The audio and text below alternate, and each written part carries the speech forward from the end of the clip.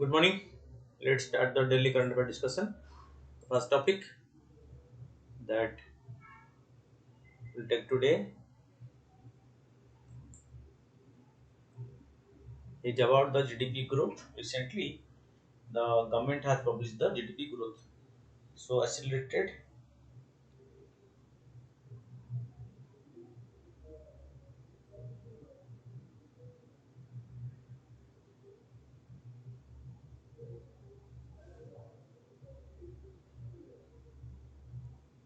Okay. Accelerated 6.1% January to March 2023 quarter, lifting the economy upstick in 22-23 to 7.2% from the 7 point estimated earlier. The earlier estimate was 7%, but the real achievement is 7.2% higher, according to the provisional national income data released by the National Statistical Office last week. Okay, so it is the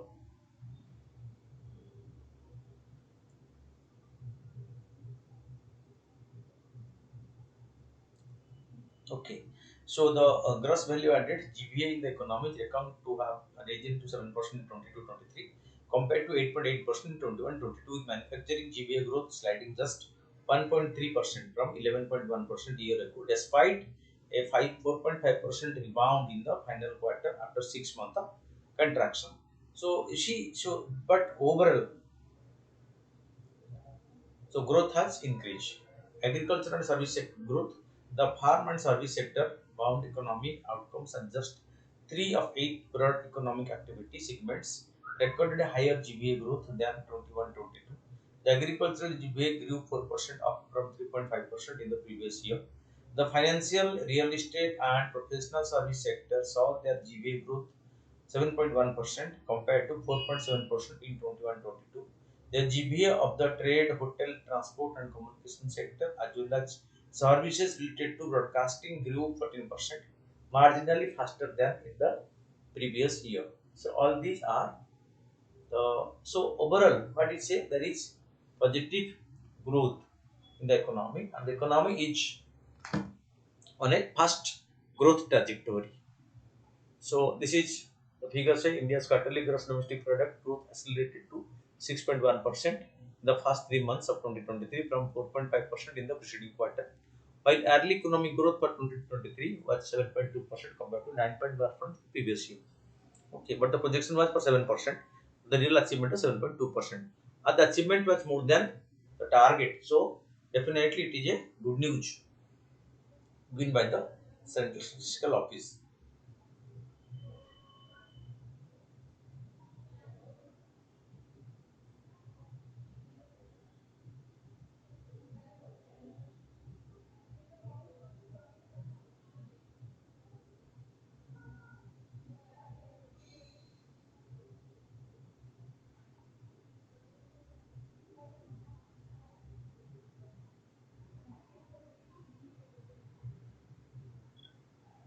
Okay.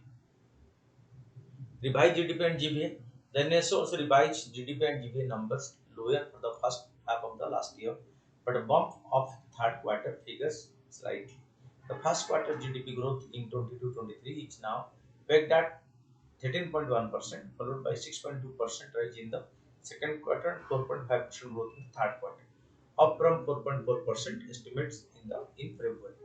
The GPA terms, the final 3 months of 22-23 recorded a three-quarter high of 6.5%. The growth estimates for the first and the second quarter were paired to 11.9% and 5.4% respectively, while the third quarter GPA growth was revised higher to 4.7% from 4.6% reckoned earlier. Muted consumption growth. As per the RBI Consumer Confidence Survey, while growth in private final consumption expenditure witnessed a slight uptick to 2.8% in quarter 4 from 2.2% quarter 3, it remained belaying the uptick in consumer sentiments. The higher than expected GDP.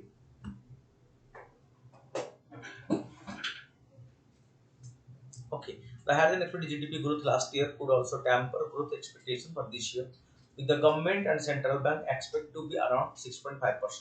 Immediate global slowdown. Fine.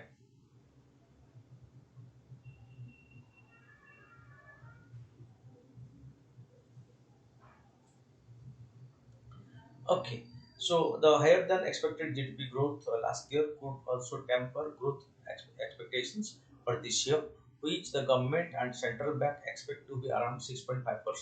Amid a global slowdown, maintaining growth over 6% will be challenging in account.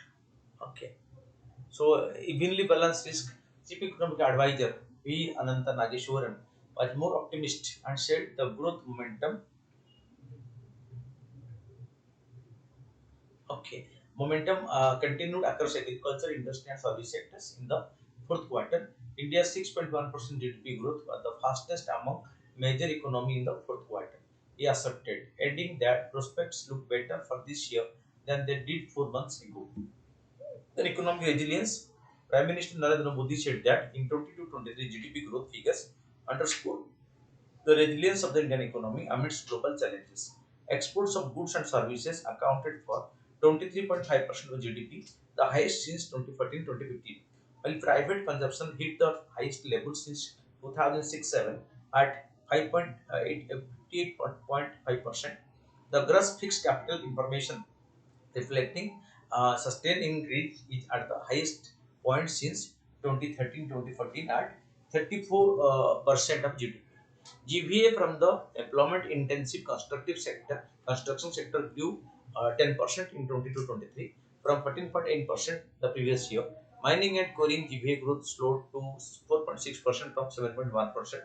Electricity, gas, water supply and other utility services GVA rose 9%, only slightly slower than 9.9% achieved in the previous year. Public administration, defense and other services GVA grew by 7.2% in 2023 compared to 9.7% in the previous year. Somewhere it is low, somewhere it is slightly less, but somewhere it is more also. Okay, but overall resulting in a growth. Is India missing the? So the next topic is about the graphene. Okay, so the topic is topic in science and technology.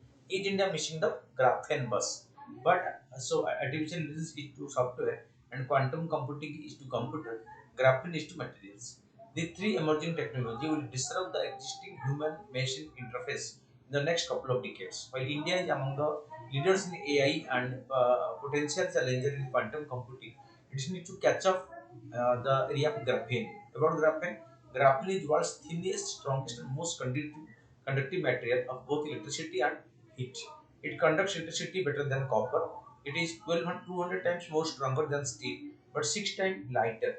It is almost perfectly transparent as it absorbs only 2% of light. It is impermeable to gases, even those at light, like helium and hydrogen and helium. It has the potential to revolutionize electricity, conductivity, energy generation, battery, sensor, and more. Also, then added to other materials, graphene, even in small quantity, produces composite materials with dramatically transformed qualities. Application graphene composites are used in aerospace, automotive, sports equipment, and construction. It is used for high performance battery and super capacitors, touch screens, and conductive inks. Graphene based sensors are used for environmental monitoring, healthcare, and wearable devices. Graphene oxide membranes are used for water purification and desalination.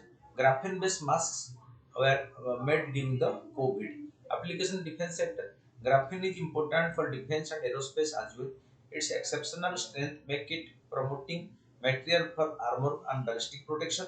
Graphene has the potential to absorb and dissipate electromagnetic waves, making it valuable for developing steel coating and material that reduce radio signatures and electromagnetic interference. Okay, so especially metal.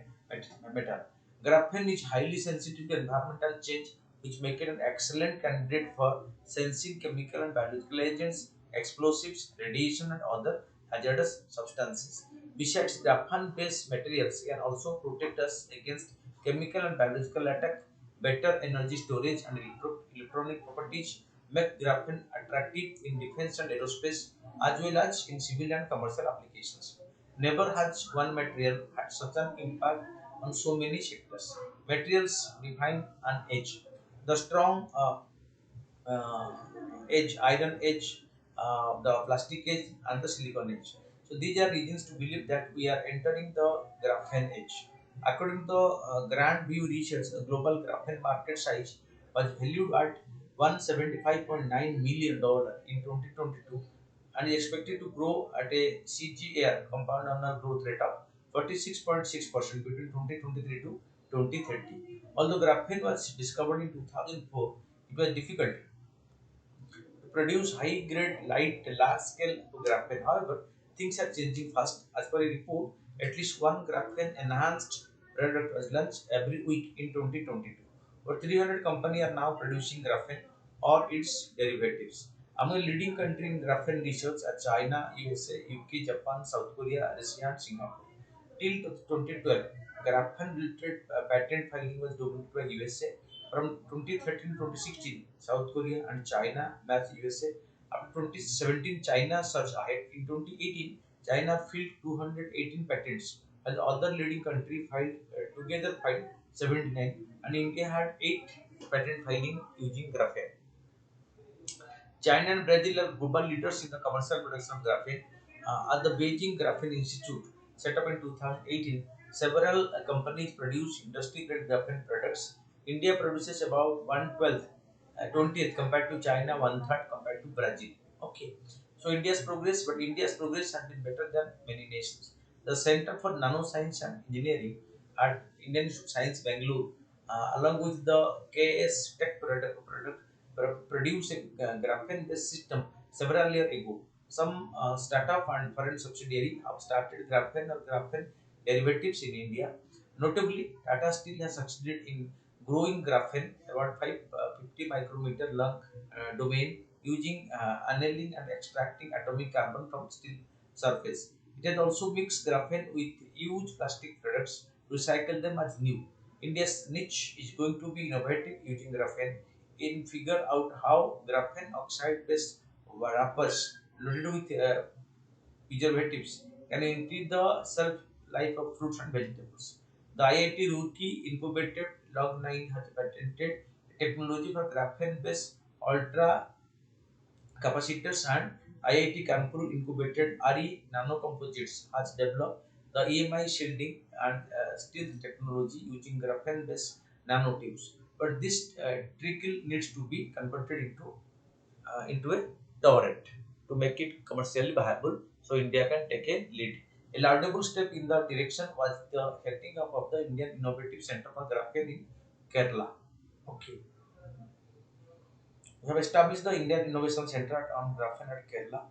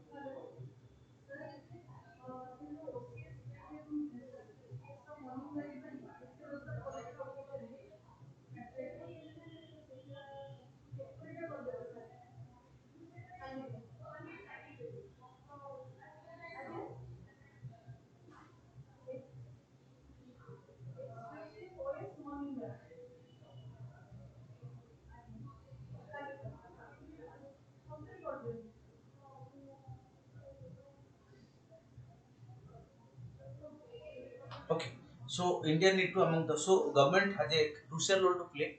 China declared graphene a priority in its 13 plan. European set up the graphene flagship with the budget of 1 billion euro in 2013. Can India not have a national graphene mission?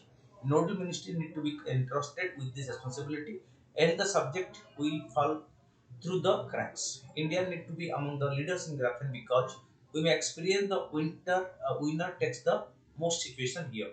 Given the high cost to volume ratio of the high grade graphene, its production may get concentrated in few locations in the world, as in the case of semiconductors. India missed the semiconductor bus in the mid 1990s, but the time to step on the graphene pedal is now. So we should not miss this opportunity and must be a major producer and market for graphene, the next generation metal.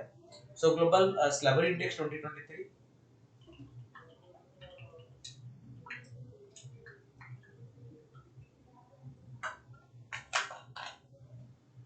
according to Work Free Foundation's Global Slavery Index 2023, 50 million people are living in conditions of modern slavery, a 25% rise over the last 5 years. According to it, the group of 20 nations are contributing to this increase as their trade operations and global supply chain allow for human rights abuses.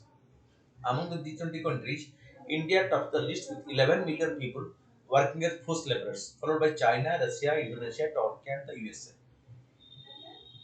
The Global Slavery Index 2023 show the world's 20 richest country, accounting for more than half the estimated 50 million people living in the modern slavery. About the Global Slavery Index, the index is released by the Right Group Work Free Foundation.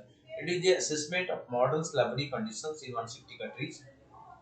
The index uses data released by the International Labour Organization (ILO), Workfree, and the International Organization of Migration last year to illustrate how modern slavery is hidden in plain sight. Okay, this is what. So rank one is North Korea. Okay, so Eritrea, then Mauritania, Saudi Arabia. Okay, so this is the rank of the countries. The increase of so estimates show that 50 million people are living in condition of modern slavery on any given day in 2021. Definition of modern slavery, it includes practice of forced labor, forced marriage, debt bondage, commercial sexual exploitation, human trafficking, slavery-like practices, and the sale and exploitation of children. Any situation where threats, violence, coercion, and deception prevent the person from refusing on leaving. The practice has become more prevalent over the last 5 years. The report shows as climate change, armed conflict, weak governance, and health emergencies like COVID-19 work to remove the person's freedom.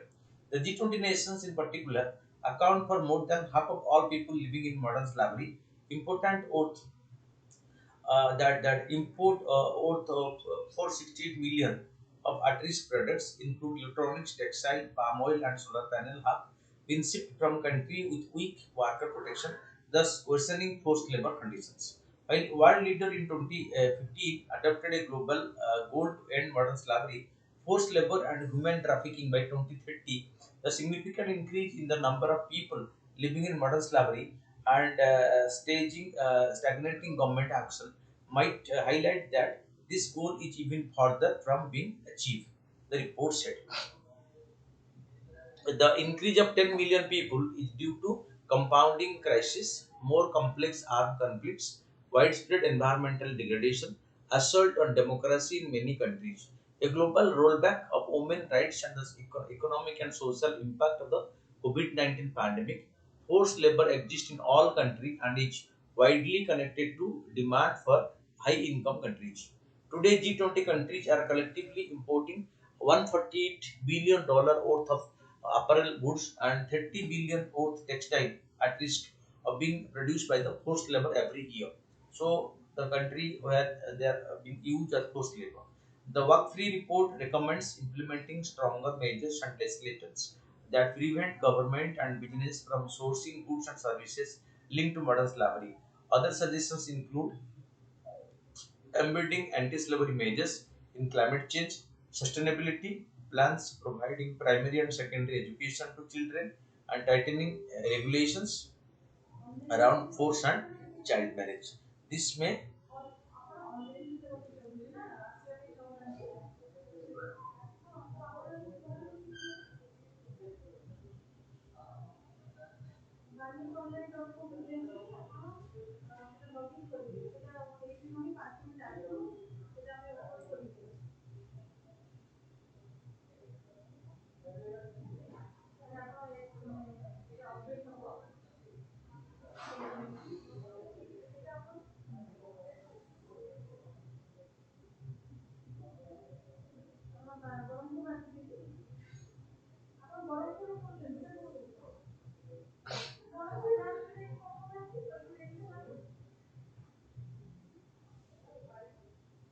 Okay, so the work-free report recommends implementing stronger measures and legislations that prevent government and business from sourcing goods and services linked to modern slavery. Other suggestions include embedding anti-slavery measures in climate change sustainability, plan providing primary and secondary education to children, and tightening regulations around forced and child marriage. So this meant check slavery for the modern slavery.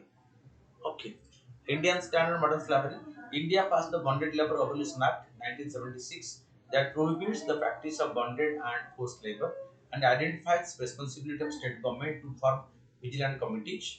Okay. The act was amended in 1985 to include.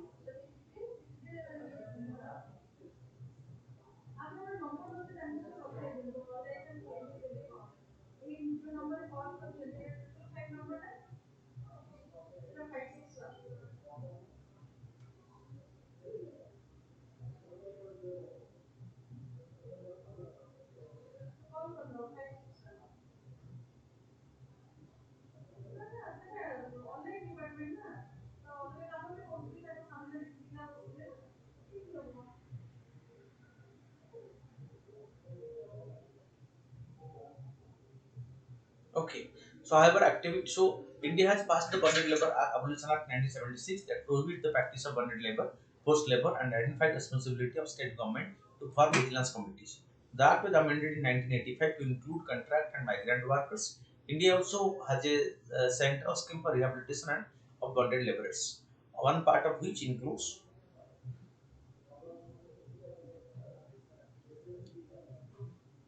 Okay, so India has also a center scheme for rehabilitation of bonded laborers, one of which includes providing financial assistance to the rescued individuals. The 2016 amendment increased the amount of funds. The Supreme Court has previously ruled that non-payment of minimum wages amount to forced labor under Article 23 of the Constitution. However, activists have noted problems with implementation of law due to corruption, apathy, legal loopholes, and lack of political will. The 1976 Act, for instance, used to criminalize offenders, but is neither the best way to address exploitation nor to achieve the SDG 8.7 ending forced labor and modern slavery. As it as it often ends up hurting the very poor and vulnerable section of society that is meant to protect. Strong legislations and accountability of G20 nations must be balanced with empowering the protagonist of vulnerable communities to live and work in precarity, say Mr. Churchill. The road to preventing forced labor.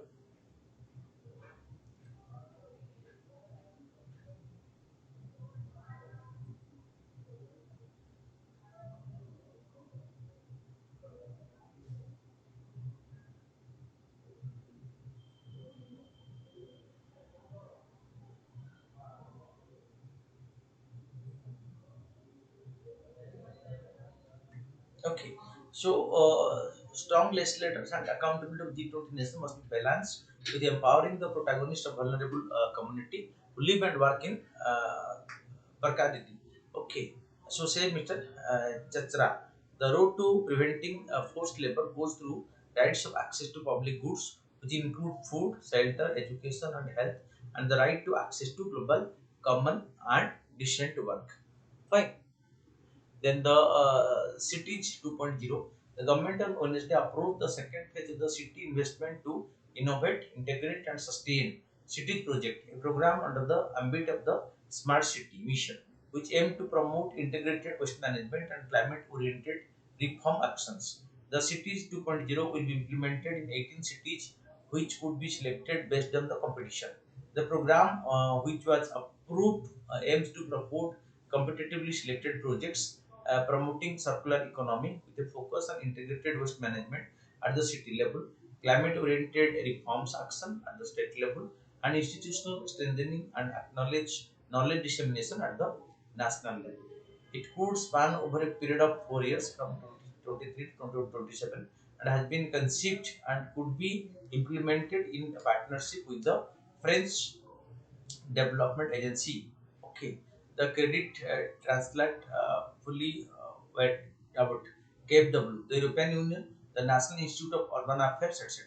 The foreign partners are there and as well as the national partners. The funding of the cities 2.0 would include a loan of 1760 crore from the AFD of Germany, so AFD of France and the KFW of okay, they are split equally, and technical assistance grant of 160 crore from the European Union. All the foreign partners will contribute fund for implementing the cities 2.0.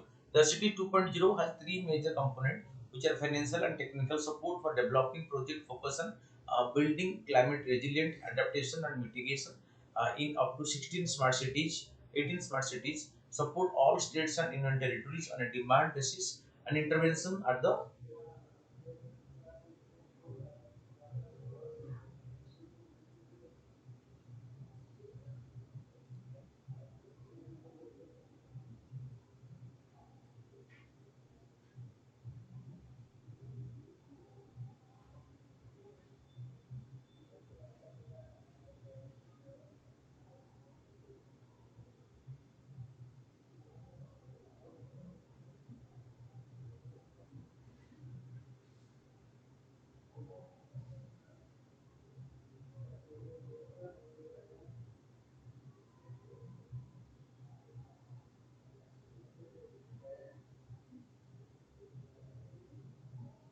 okay. The first phase of the siege has a total outlay of 933 crore. It was launched in July 2018 with project in 12 cities named Agartala, Amravati, Amritsar, Bhubaneswar, Chennai, Dehradun, Hooghly, Dharwad, Kochi, Puducherry, Surat, Ujjain and Visakhapatnam. Right. So this will transform the cities, especially on the smart city program.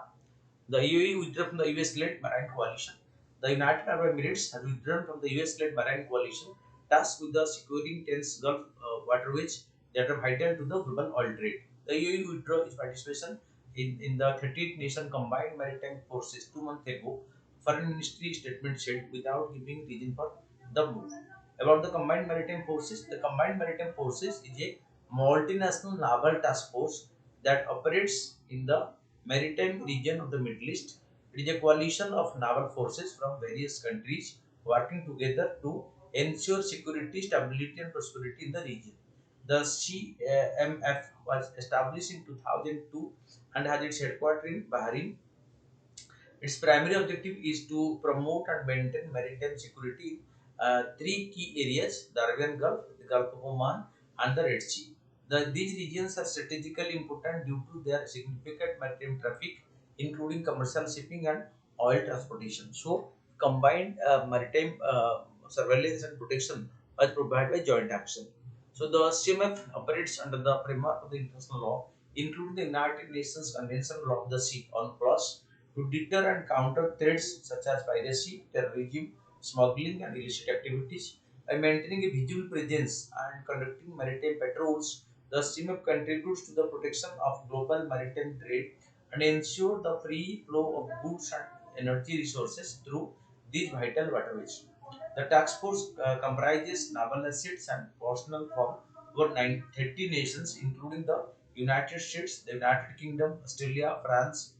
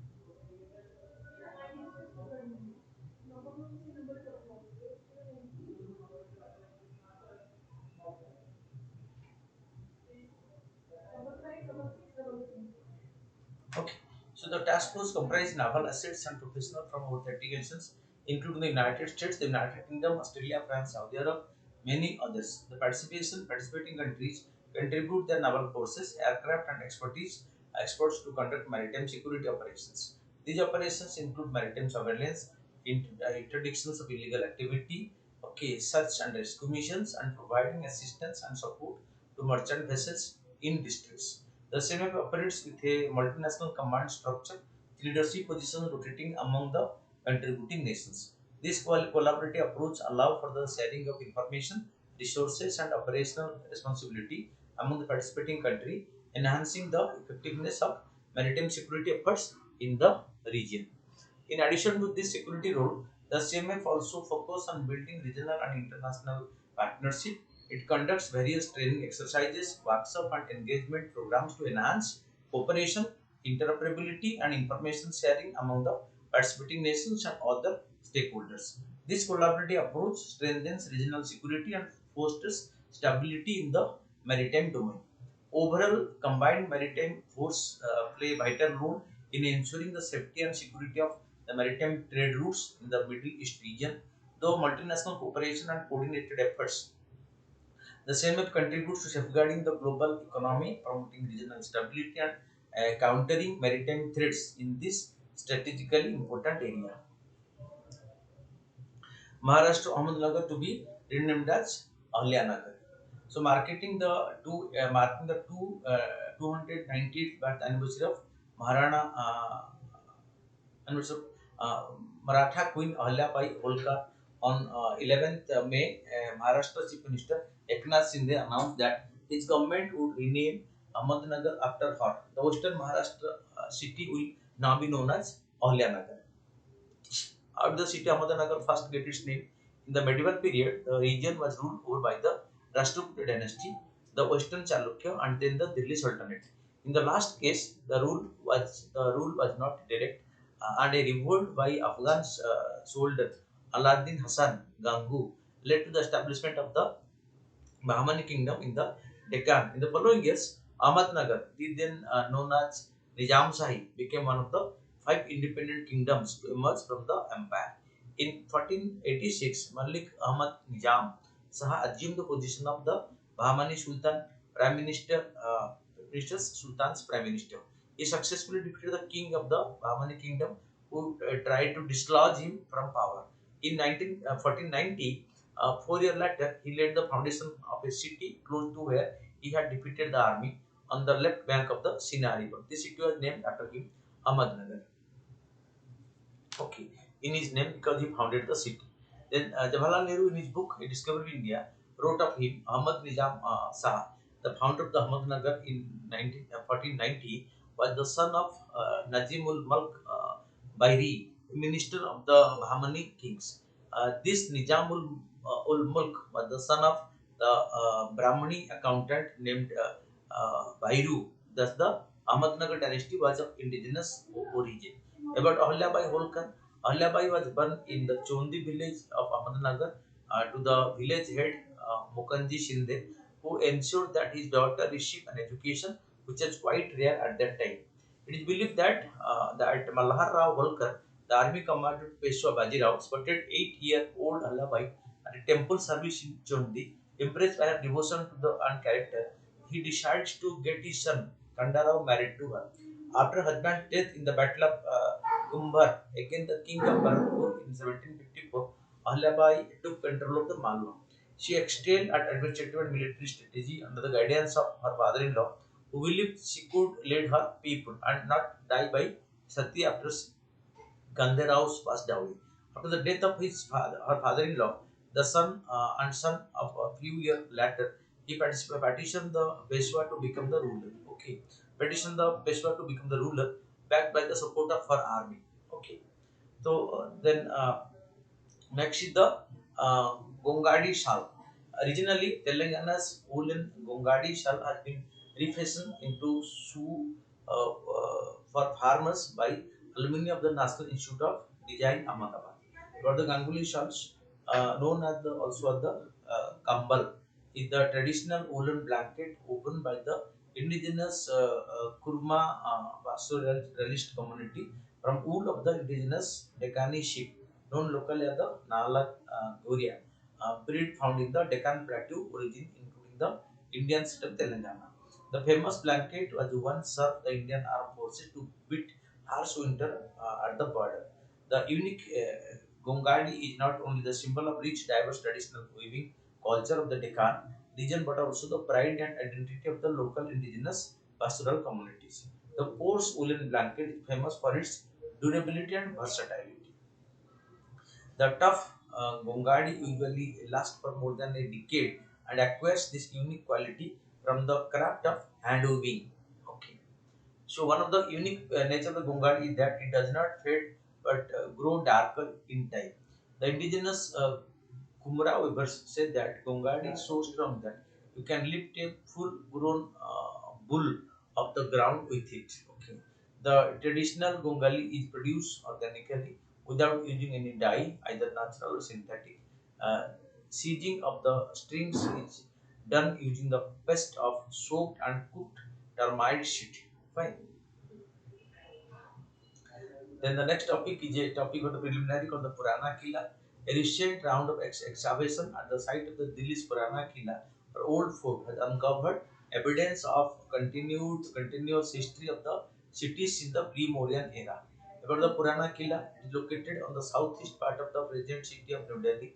It is one of the oldest fort in Delhi and built on the bank of river Jamuna. The present citadel at the Purana Killa started its construction on the during the reign of Humayun and was completed by Sher Shah Suri, the Lion King. The Killa was inspired by the Jamma Masjid, which was established 15 years before, and reconstruction of the Killa. Architecture, it is rectangular in shape and is spread over an area of 1.5 kilometers. Another amazing feature of the Purana Killa are the three gates that are a display of happy blend of Hindu and Muslim style of architecture.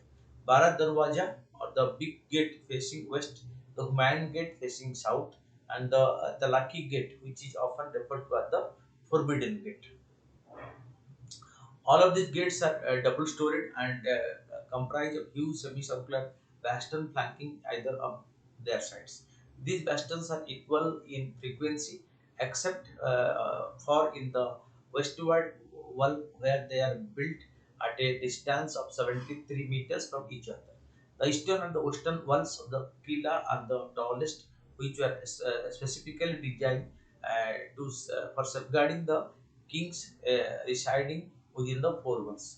All the walls surrounding the Killa are 0.3 meter thick and supported by bastions. Okay, so the then structure of that engineering and building construction design. Okay, elaborate upon the impact of the rising sea level of the coastal regions of India.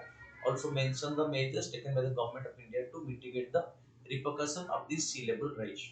Rising sea level are a global phenomena that is caused by various factors such as climate change, melting of polar ice cap.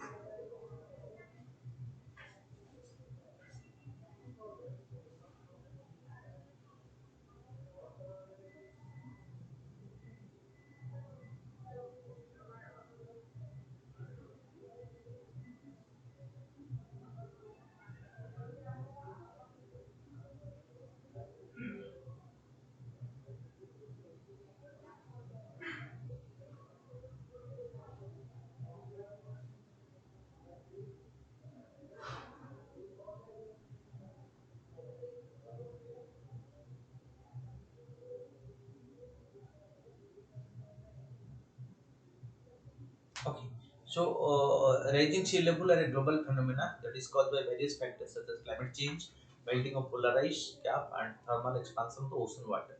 The possibility of sea level rise in the next 10 years is about 3.2 cm in the North Indian Ocean. If the sea level acceleration remains similar to 3.2 mm per year, the coastal regions of India, which are home to millions of people, are particularly vulnerable to the effect of this phenomenon. The overall impact of rising sea level on the coastal region in India can be multidimensional and multifaceted, like socioeconomic impact, climate change induced displacement, coastal erosion due to rising sea level has led to the displacement of thousands of people living in low-lying areas along the coast, according to the United Nations Refugee Agency. Nearly 50 lakh people in India were internally displaced due to climate change and disasters in 2021. How many? So 50 lakhs people are internally displaced. Impact of fishery sector. So the displacement. कौन है? 5 10 minutes left. Okay. So this displacement was resulted in the loss of livelihood for fishermen and other coastal communities who are heavily dependent on the sea for their sustenance. This would lead to an overall downturn in the marine and fishery sector. Coastal tourism, which is a major contributor to the economy of many coastal states, has also been adversely affected due to beach erosion and flooding caused by rising sea level. Economic loss, the destruction of infrastructure and property due to flooding and erosion has resulted in significant economic loss for the affected communities.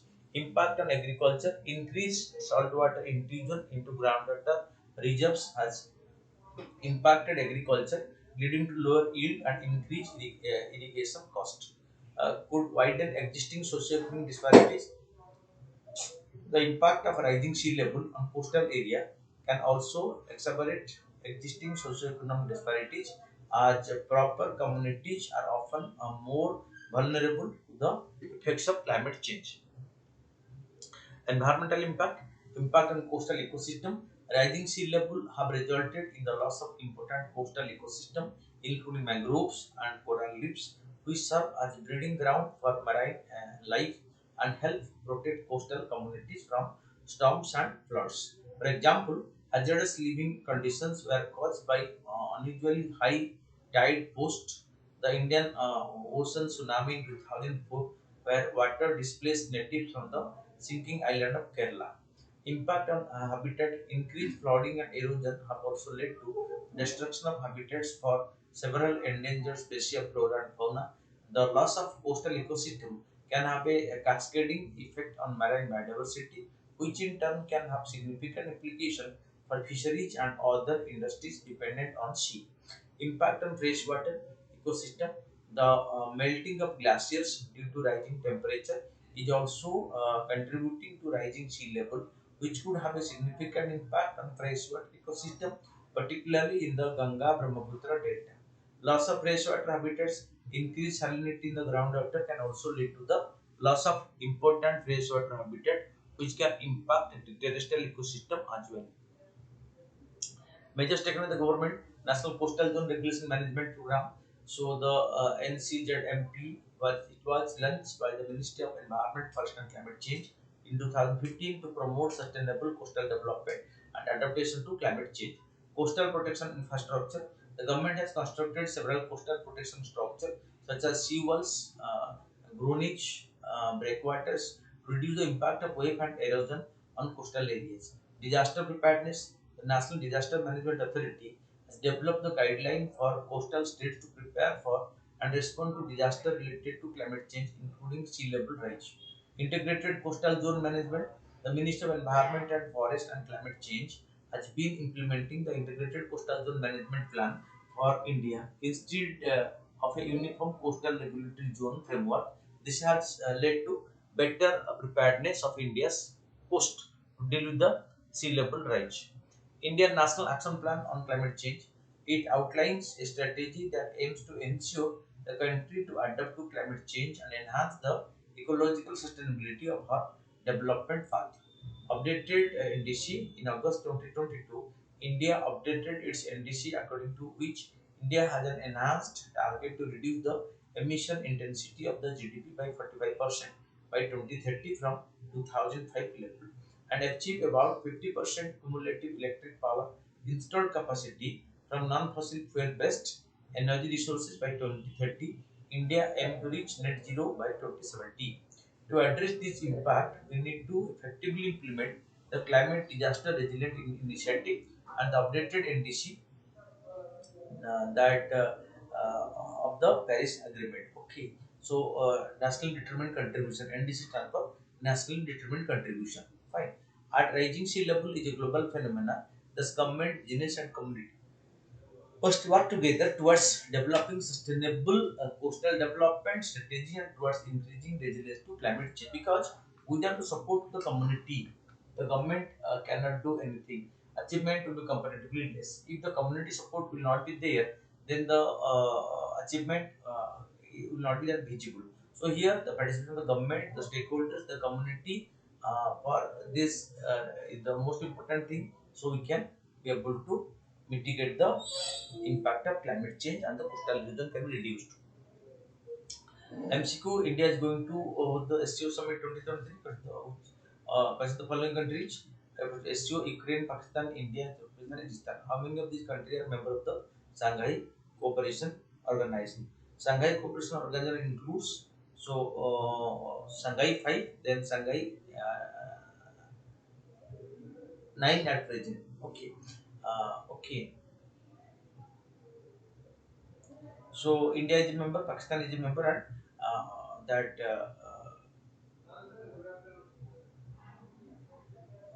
Uzbekistan is a member. Okay, three are the members.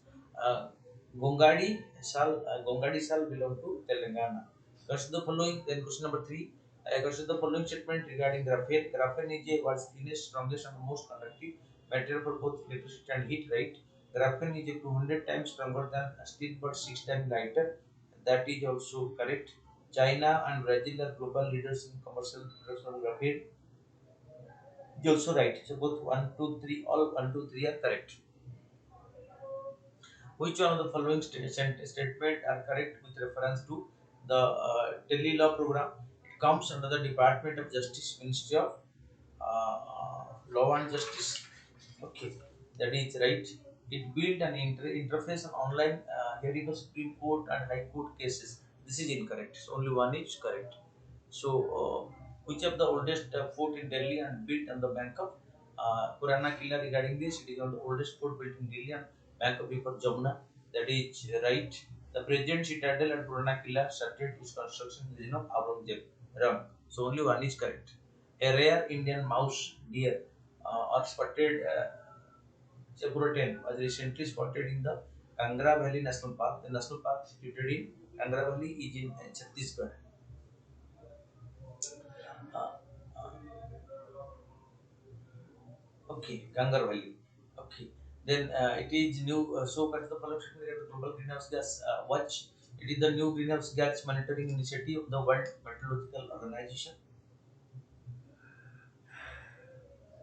right? So, the okay, Global Greenhouse Gas Watch will fill critical information gap, providing an integrated operational framework under all space-based and surface-based observation system under one roof, along with modeling the data assimilation capacities. So, question number seven, all both one and two are correct.